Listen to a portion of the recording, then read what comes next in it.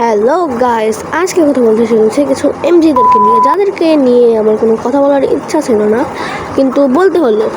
তোমরা হয়তো বলবা তুমি মুখে বলবা, না ভাই মুখে বলবো না, আমি প্রমাণ সহকারে আজকে দেখাবো যে আমার তোমাদের কিছু এমজি পাবলিকেরা কি করে। তো এখানে কিন্তু একজন ডান্না সন্ধ্যা একটা পিক দিয়েছে, this pro may what bro, এটা নাকি আমি, ও মাই গড, এই কাইলা নাকি আমি। এই মেয়েটাকে আমি চিনিও না ভাই, জানিও না, তো ওনাকে আমি গালি দিয়ে ফেললাম, সরি।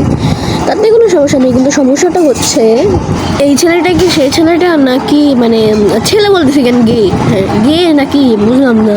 সবগুলো ভিডিওতেই কমেন্ট করে রাখি এর নাম মেবি ইপিক পাই, অবশ্য এগুলো আমার পাঁচাটা পাবলিক, সমস্যা নেই।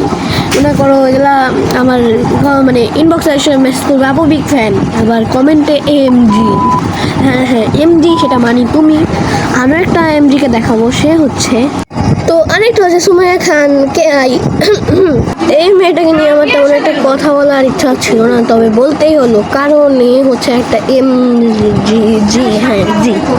মেয়ের নাকি নাই ভালো করে 2000 ভিউ, মেয়ে নাকি দেয় আমার রিভিউ, বা আমাকে বা তুমি মেয়ে হয়ে আরেকটা মেয়ের পিছনে লাগো, তোমার কি মানুষ সুন্দরী রূপসী ভাবে না এমজি ভাবে, সেটা মানুষই জানে, বুঝনি ভাইয়া।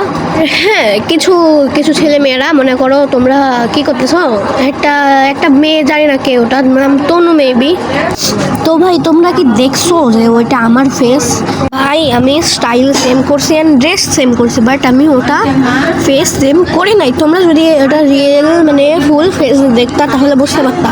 অ্যান্ড আমি একটা জিনিস ক্লিয়ার করে দিই, আমি এখনো এই অনলাইন প্ল্যাটফর্মে কোনো জায়গায় ফেস রিভিল করি নাই, কাউকে ফেস দেখাইও নাই। তোমাদের আইডল সুমাইয়া অথবা কোনো হোটেলে কাজ করে, তো এমন কোনো কাম করতে পারবে, কিন্তু আমি করিনি। নেক্সট টাইম থেকে যদি দেখি যে এই আপু অথবা ভাইয়া কেউ এরকম আকাম করছে, তাহলে আমি তাকে ছেড়ে কথা বলবো না, ওকে? একটা কথা মনে রাখো, প্রমাও ছেড়ে দেয় না।